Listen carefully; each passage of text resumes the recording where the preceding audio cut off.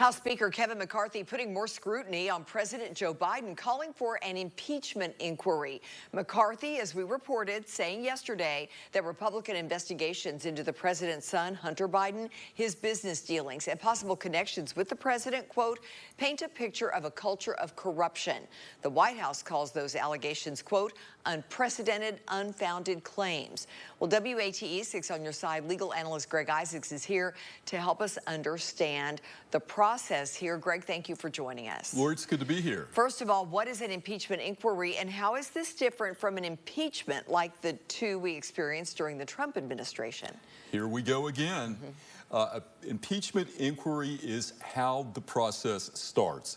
Basically, the committee will meet, have a hearing, and decide whether to issue articles of impeachment. And if they do, it's analogous to a indictment, a warrant, and then the trials begin. Now, this case is still developing, so what do we know so far about the case against Biden? Well, it appears to be as nebulous as the Constitution when you talk about other high crimes and misdemeanors in terms of when you can have somebody impeached. So I think it's evolving. I think there's allegations that there was interference in the Hunter Biden tax investigation. Also that then Vice President Biden used his influence to assist his son Hunter improperly in business dealings. But if the committee returns articles of impeachment, then there is a trial in the House. Now, Lori, they act as jurors, and you only have to have a majority. So it's 22 to 212 members, Republicans, Democrats. Right. So if they decide to go forward and impeach the president, then the trial is heard in the Senate. And it's interesting. Yeah. Only 3 presidents have ever been impeached by the House: Trump, Clinton, and one of our infamous Tennesseans, Andrew Johnson. So then you have a trial. Roberts, as we've seen in recent years, the Chief Justice of the Supreme Court will preside, and then they must convict him by a 2/3 vote.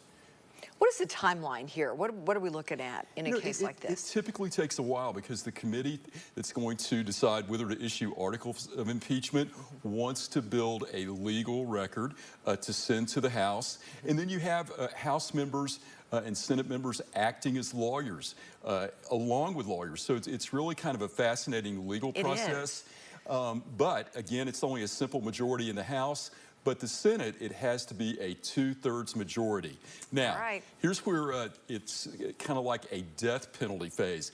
If they find in the Senate that the President Biden is guilty, then there's a hearing on whether he should be removed for office or whether he can be barred from ever running again, whether he can have Secret Service protection, whether he can have a plane, but never in the history of the country have we ever got that far.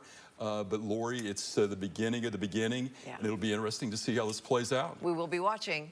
All right. Thank you, Greg. If you have a legal question, send it to AskIsaacs@WATE.com. And remember, we talk with Greg every Wednesday at 5:30 right here on WATE 6 on your side.